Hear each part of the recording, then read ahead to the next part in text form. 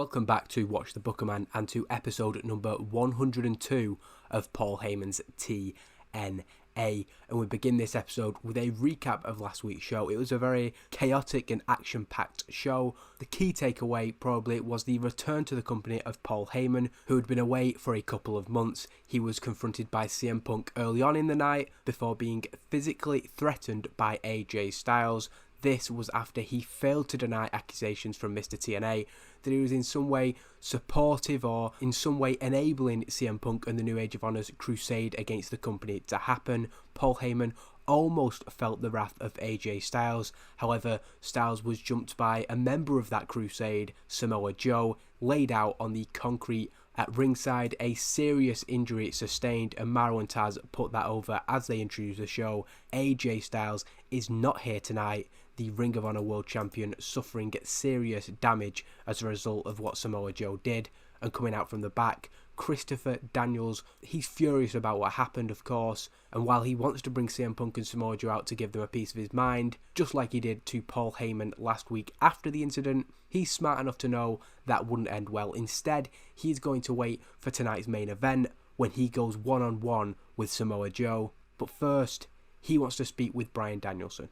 The World Heavyweight Champion comes to the ring, with Daniels reminding him how far back they go. He knows Bryan like very few other people in this business do, and he looks to convince Bryan to not only condemn CM Punk and co, but to join the fight against them. A couple of weeks ago, he was a victim of the New Age of Honor, just like Daniels has been, just like AJ has been. Bryan reiterates his previous position. While he doesn't support what CM Punk, Samoa Joe and the rest are doing, his job is to carry this World Heavyweight Championship and defend it against whoever he needs to face. CM Punk and Samoa Joe then appear on the big screen. Samoa Joe still in possession of the Ring of Honor World Championship, which he stole.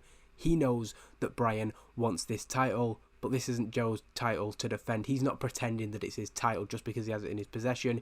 It's more symbolic of what they intend to do. They are going to take that title back, but he would be more than happy to go one-on-one with Bryan for the World Heavyweight Championship. So the challenge laid down from Joe to Danielson. He seems quite receptive to this, but Daniels speaks before him. He reminds him that he has to go through him first tonight. They're facing off in the main event, and it's a decent segment, not that good. I know Daniels maybe isn't as over as the other three, but everyone's done a good job, and it's advanced the storyline, so I'm quite happy with that segment, really, despite it not being fantastic. Kenny King off his game. Again, this seems to be a theme in this series. Either somebody's getting injured or somebody's not performing, but Creed and Dutt do defeat All Night Express in 8 minutes and 36. Two teams at the bottom of Block A, and it's Austin Creed pinning Rhett Titus with a TKO that allows them to get off the mark. The standings come up on the screen as Austin Creed and Sonjay Dutt celebrate picking up their first points in the Bound for Glory Tag Team Series. This gives them a chance, however slim it may be. Tara is then interviewed by Jeremy Borash, who I didn't put on screen, and she's promoting her match with Alyssa Flash later on tonight. She says that she is going to erase the error from Hard Justice by defeating Flash for a second time tonight on Impact. There can be no questions and no doubts, and she hopes that Mickie James is watching this match very closely because she is coming for the Knockouts Championship. And during the promo, she also further puts over that in 4 months she has had one blip, and that is something that she is going to erase from the record books tonight when she wins her match. Coming down to the ring next is Amazing Red, and he speaks about the attack which took place on him a couple of weeks ago. He doesn't know why he was targeted, but he's sure of the man who attacked him, and he says it was the monster Abyss. Red isn't hiding, and he isn't afraid. He calls on Abyss to come out and fight him instead of waiting to jump him from behind like a coward. So despite the obvious size difference and the fact that you'd expect Abyss to get the better of Amazing Red pretty much every time, he is not backing down. So a lot of courage shown from Amazing Red, and a different side than we've seen from him usually. Instead of Abyss coming out, he appears on screen with his father, James Mitchell. Amazing Red wants to know why they targeted him and why they're not coming out here right now. Mitchell begins to laugh, his signature laugh, before telling Amazing Red that it's simply because this isn't about him.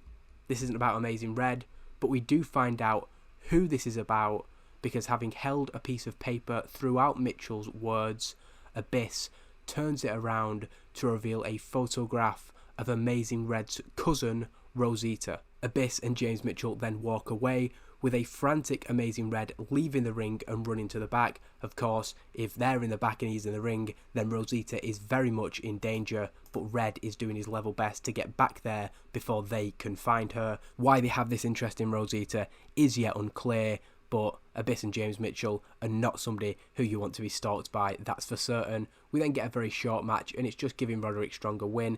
I was kind of unhappy with even putting this on the card because there's no particular reason behind it, but I think that Roderick Strong for 4.5 minutes just showcasing himself, putting in those performances that we know he can. A 67 is decent, and he wins with a Gibson driver. Scott D'Amore and Tyson Dukes both at ringside, but not able to help Sean Spears in any way, and Roderick Strong stands tall. Despite those distractions, he's picked up a good win. We then follow up with the Amazing Red situation as he returns to the hangout of LAX, and he asks Hernandez and Homicide to look out for Rosita while he goes and finds Abyss. Hernandez doesn't think this is a good idea and suggests that Red waits until after Hernandez and Homicide's match later on, and then Hernandez will join him in finding Abyss. Homicide and Sarita can stay with his cousin. He thinks that's the best way to deal with this, but Amazing Red refuses, saying that this is a family matter and he needs to deal with it himself. The four remain in the room as Amazing Red heads off to look for Abyss. We then get that match between Alyssa Flash and Tara, with Tara picking up the victory over Alyssa Flash, 12 minutes and 3, with a Widow's Peak, and that brings an end to this storyline with a decisive victory for Tara. Of course, it's 12 minutes, it's a back and forth match, both come close on occasion, but it is Tara who ultimately wins this rivalry as she has her eyes on bigger things. Having her arm raised to end the first hour of Impact, Tara indicates once again that her sights are very much on the Knockouts Championship. Opening up the second hour of Impact, Paul Heyman comes to the ring and he's looking to explain the misunderstanding from last week. He makes it clear he doesn't agree with or endorse the message of CM Punk. He was trying to get across the fact that he does accept his right to share that opinion, and he doesn't think the best outcome for TNA would be by silencing CM Punk and the New Age of Honor. He says that having watched from home from recent weeks, he does understand how chaotic this situation has been, and that kind of informs why he's willing to see what happens. He has to admit that the Ring of Honor versus TNA rivalry has made for great television, whether he likes it or not. This war has been good for business, so while he'd love to bring everybody under the same banner, there is a reason why he's taken a step back recently. He can see both sides of the situation. He accepts that the handling of the Ring of Honor takeover probably wasn't the best, but he can also see the desire from the fans and the wrestlers and anybody who has been associated with Ring of Honor to see the company return. He knows what it's like to have a promotion that you live and breathe taken away from you, and that's perhaps why he sympathises more than the other people in TNA. He now knows that there is room for Ring of Honor and TNA to prosper, and in his ideal scenario, that would be what happens. He does, however, now have to negotiate the situation because we know that CM Punk is just as stubborn as AJ Styles, and the Ring of Honor guys are just as set in their ways as the TNA locker room. He struggles to see how they can come back together, but the rebuild of Ring of Honor will begin the night before Bound for Glory 2011 as a former Ring of Honor event will return. Glory by Honor will take place just 24 hours before the biggest show of the year, and it will feature matches between the competitors from Ring of Honor and those from TNA. This will not be ROH Glory by Honor, but ROH versus TNA Glory by Honor. And what we're trying to get across here now is that Paul Heyman is seeing the marketing opportunities. His job when he came to TNA was to grow this promotion, and he feels that these last few months with the Ring of Honor guys coming in with the likes of CM Punk, TNA hasn't been hotter, and for that reason, as somebody who in a sense is a neutral bystander, he of course has a stake as the man who is running TNA, but also he is part owner of Ring of Honor, so for him it's not quite the same as everybody else. AJ, Daniels, Machine Guns, Beer Money, whoever you want to name from the TNA roster, they're only interested in TNA thriving and continuing to operate, whereas Paul Heyman does have a stake in both of these situations. So while it's not him turning heel and endorsing Ring of Honor, it does kind of play into AJ Styles' paranoia that Paul Heyman doesn't care about TNA in a sense, as long as what's happening is stirring the pot, making people talk, and he's getting attention onto his product, and in turn making him richer. So he's taking a step back, and he feels like he's looking at the big picture, and you can justify that in a sense, but at the same time, you can see why that doesn't endear him to AJ Styles, CM Punk, or anybody involved. He's playing almost a puppet master-like situation, and that'll be evident more so than ever when Ring of Honor faces TNA 24 hours before Bound for Glory. Heyman puts this over as perhaps the biggest weekend in the history of the promotion, and I'm really looking forward to booking those two shows back to back. We then return to the Bound for Glory Tag Team Series, LAX defeating Colt Cabana and Eric Young 9 minutes and 6 seconds when Homicide pins Eric Young with a 51-50. A 68 really good. We're getting some strong matches involving LAX, and they're definitely making a claim for themselves to be one of those teams in the Final Four. 6 points for them, taking top spot in the group. They are the only team to have won both of their first 2 matches, but of course there's plenty of time left in this tournament for Beer Money and Motor City Machine Guns in particular to try and take that spot from them. We then head to a dark part of the backstage area where Amazing Red is shown to have confronted Abyss. Red warns Abyss to stay away from his cousin, but the monster is barely reacting to these words. Father James Mitchell then approaches Amazing Red, only to laugh in his face. When Red pushes Mitchell, this sets Abyss off, and he takes Amazing Red down. Red tries to fight off, but the monster just beats the hell out of him, leaving him out cold in the ring. As we said earlier, in a physical confrontation, particularly one that's not inside a wrestling ring, Abyss is always going to get the better of Amazing Red, but that's not going to affect the pride of Amazing Red and the fact that he feels he has to stand up for his family. We then get more from the promo that the Briscoes cut from Evolve. That was 3 minutes, this is 4 minutes, so this is just Jay Briscoe going more into the situation from their family farm. Of course, he does the majority of the talking, explaining why they confronted the World Tag Team Champions last week. Jay says that Davey and Eddie have been running around with the New Age of Honor and CM Punk for months, claiming that they represent Ring of Honor and Tag Team Wrestling. Jay calls that bullshit, saying if you look back on the history of Ring of Honor, one team stands above all others. CM Punk, Jimmy Jacobs and Steve Corino want to talk about their history being rewritten, but they need to look no further than the ROH World Tag Team Championships. How can you claim to want to bring back and represent Ring of Honor and not call Jay and Mark Briscoe? The New Age of Honor doesn't represent them, and it doesn't represent the company from which they came. The Briscoes are done sitting and watching from the sidelines. They're coming to show the world what the true greatest tag team in the world can do. It says that he was poor when trying to improvise dialogue and he underperformed, but considering these guys aren't that over, I think that's a decent segment. We do lose heat to the storyline, but in building these two up, I think a 61 isn't the worst starting point. We then get the match promoted last week. Hamada defeated Daisy Hayes, and now Mischief defeats Taylor Wilde. 7 minutes and 7 with a code green. Daisy Hayes and Hamada both at ringside, but neither of them get involved. This is a clean win for Mischief over Taylor Wilde, and after Daisy Hayes joins Mischief to celebrate, Hamada enters the ring with Taylor Wilde down on the canvas. She is very downbeat. Instead of offering a hand to Taylor Wilde, Hamada berates her partner, the first time she has properly lost her temper with the struggling knockout. Wilde eventually makes her own way back to her feet and has nothing to say in response for Hamada. She leaves with her head down, followed by a frustrated looking Hamada, and we seem to be reaching a breaking point between these two. Either Taylor Wilde finds that extra thing inside her, or Hamada may well reach her breaking point.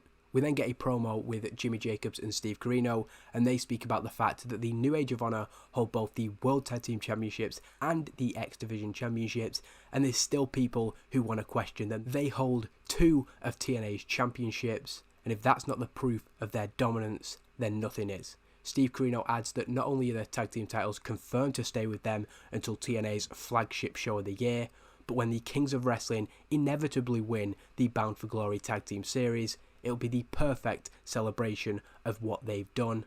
The Briscoe brothers might want to make note of that when they're watching from the sidelines as 2 New Age of Honor teams steal the show at Bound for Glory. Coming in between Jimmy Jacobs and Steve Corino, Tyler Black has something to add himself. He says it's all well and good talking about the American Wolves, but unlike them, he does have a title defense scheduled for No Surrender. He's still waiting for the next challenger to step up, and he says that Paul Heyman needs to pull his finger out and find him his man. So we didn't really have much for these guys, and we've not quite got to the point where we can set up Tyler Black's next opponent, but we wanted to keep them on screen and keep them in everybody's minds as we go into this main event.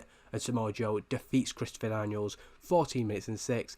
A 90 rating is absolutely... This is literally one of the best matches we've ever done. I cannot believe these two have got a 90. That is incredible. It's a muscle buster, a clean win for Samoa Joe. CM Punk is at ringside throughout the match, so maybe he does distract Daniels a little bit. Great chemistry, an 84 from Joe, a 74 from Daniels, gaining heat to the storyline and then some. A superb match, and I love to see that two of the guys who were with us from the start, I think they had a match on a very early show that was 67 rated or something, so the fact these two have come so far is fantastic, and for what I've got planned next for Samoa Joe, it definitely gives me plenty of positives there. And we follow up with a good segment as well. This is going to be probably one of the best impacts we've ever done. Having been with Samoa Joe at ringside throughout the match, CM Punk orders the violence to continue afterwards, looking to repeat the events of last week. CM Punk exposes the concrete floor at ringside as Samoa Joe grabs Christopher Daniels and drags him to the outside. We saw what this did to AJ Styles, and running out from the back, Bryan Danielson has seen enough and confronts the pair. Enough is what he says. Mauro and Taz put across that despite his intent to stay out of this ROH versus TNA rivalry, Bryan, of course, is still human, and he can't stand by and watch somebody who, as we said earlier, he has a lot of history with. Danielson tells Samoa Joe that if he wants to fight him, then he will see him at No Surrender. He doesn't need to prove anything else. And at this point, Joe tosses Daniels aside, going face to face with Bryan. CM Punk actually steps forward instead, however, and he goes nose to nose with Bryan, so kind of upstaging Samoa Joe. Joe's the guy who's supposed to be challenging for the title, but Punk is putting himself in that situation. Bryan isn't interested in that, so a little bit of a punch to the gut for CM Punk, maybe hurting his pride as Danielson looks straight through him, brushes past him to get into the face of Samoa Joe. Punk doesn't take kindly to this and tells Joe that they're leaving. Joe grabs the Ring of Honor World title and the two men head up the ramp as Bryan checks a little bit on Christopher Daniels. What a main event, and a big match announced afterwards. Bryan Danielson will face Samoa Joe at No Surrender, but we also have CM Punk lurking there because he will not be one to be overshadowed. It's not anything where I'm trying to plant seeds of dissent between Joe and Punk already, because it's far too early for that, but it is just putting across the ego of CM Punk. He claims to be about this higher vision and this higher power, but he is a heel, and we do still have that edge to him where he is just a complete egomaniac. He has the saviour complex, of course, the name of the storyline, the voice of the voiceless, despite claiming to be this selfless warrior on a crusade. Actually, we can see that CM Punk is a very arrogant and self-centered man. An 86 is absolutely brilliant. I do think that may be our best impact to date. I can't be happier, basically. A 90 rating from Joe and Daniels, proving themselves, two guys who I've always really liked, but it's great to see them prove themselves on this level. We'll follow this up with Evolve, but I am first just going to look at where this ranks in terms of our top 100s. And it is actually our second best show that we've ever done. Absolutely delighted to see that. And our second best ever match. Hats off to both of them guys. A 90 rated match is always going to be great, but for it to be two TNA Originals and two guys who you could argue at times have been overshadowed by signings or people who we've decided to push over them, and I just think that the fact that we've sent them out in that main event, told them to steal the show, and they've absolutely done that, is a great reflection on those two guys, and it's definitely something I'm going to keep in mind going forward as these two continue to be featured in prominent roles. We've give Daniels the ball here. He's been a mid-carder throughout the save, but with AJ Styles out, having teamed with him at the last pay-per-view, he's been given that chance to prove himself, and he has done just that. Very happy, of course, but I will finally now get into the Evolve show. Evolve begins with a really good match, albeit a heel-heel match, Steen and London v Kings of Wrestling, but one that I can still imagine having a really good dynamic. The Kings of Wrestling, the more experienced team, defeating Steen and London in 12 minutes and 8 seconds, Hero pinning London with a rolling elbow. An 89 from Chris Hero is brilliant as he is head and shoulders above the rest. The Kings of Wrestling stand tall. They join WGTT on 6 points out of 6, and the two early favourites in the block looking like they could be making easy work of the situation. We then get the Beautiful People show, which is a decent segment again. Their guest is Mickie James, who speaks about Tara's challenge, and she has no issue with facing her at No Surrender. However, she is interrupted by Madison Rayne, who points out that in their tag team match last week, Madison Rayne was on the winning side and Mickie James was on the losing side. She feels that gives her a claim to the Knockouts Championship and the fighting champion that is Mickie James. She's got no issues with that either. She is happy to face any and all comers, so it's up to Paul Heyman to sort out her next defence at No Surrender. We then get a recap of Impact, and yeah, I talked so much about the main event and the post-match segment that I'm not going to go into that again, but just recapping the top storyline and the fact that Bryan Danielson versus Samoa Joe is set and via the Evolved commentators is confirmed as the title match at No Surrender. Low-Ki then defeats Sean Bashir in 6 minutes 12. It's just to get Low-Ki back on screen, and we're putting across the same question that I kind of have, to be fair. What is next for the World Warrior? He's lost a few matches recently, but his win-loss record is really good,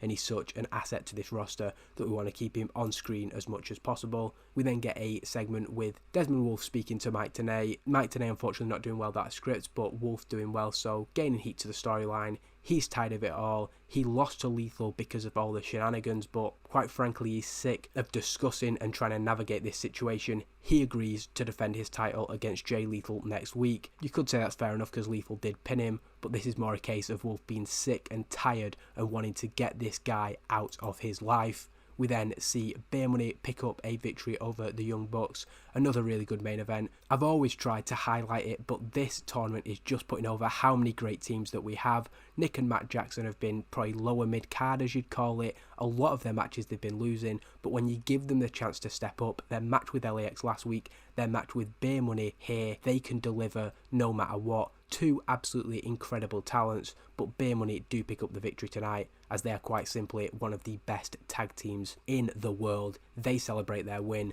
the table looking a lot more favourable now for them, and you'd have to say that it appears that Motor City Machine Guns, LAX and Beer Money are the three teams with a chance of advancing from this group. A 75 is solid, increasing our popularity in 8 regions. Coming out of a week of shows, I've not been this positive in a long time. Of course, Daniels v Joe is a huge part of that, but a very strong Evolve. The tag team division just being everything that I'd hoped that it'd be at the start of the save. I wanted to push the X division. We've done okay with that. With Tyler Black as champion, it's looking stronger, and we've had some really good champions, I feel, Strong, Okada, etc. But at this point, the tag team division is, via this Bound for Glory tag team series, week in and week out, one of the best parts of the show, and it just gives us that momentum, the best Impact we have ever done. Absolutely delighted to say that. It's going to be a huge challenge to beat that in the build to Bound for Glory, but we've got so many great competitors on this roster that who knows what might happen. Another huge show next week as we continue the build to No Surrender, and then Bound for Glory getting ever closer, just 6 weeks now. Plenty to look forward to, and hopefully you will join me next week. Thank you for watching as always.